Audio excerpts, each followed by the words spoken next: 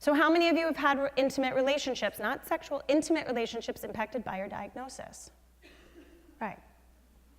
How many of you have had relationships impacted negatively by your diagnosis? It's amazing how, as the dust settles, you watch people kind of go back into the woodwork, or people that come out of the woodwork. We think about loss. And why would I bring up loss in a sex talk?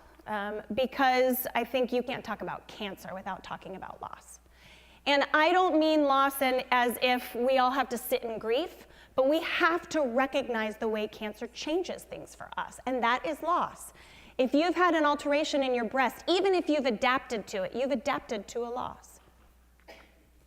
We need to give permission to grieve and then be able to redefine our sexual bodies in the new normal, redefine our intimate relationships in the new normal. Unfortunately, what we know is many times this conversation has to be prompted by you.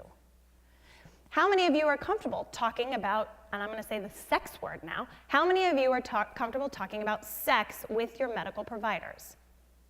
Yeah, like a handful. How many of you wish that somebody would have this conversation with you?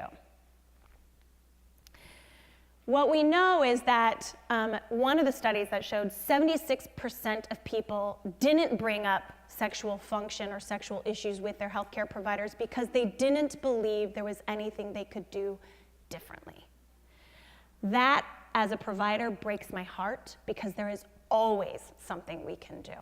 We may not be able to get back what you had. We may not be able to turn your libido back on like you were 25, but we can figure out ways to help you feel connected to your body again, and we can help you find ways to feel connected to your partner again, and we can help you find ways to address some of the grief and loss.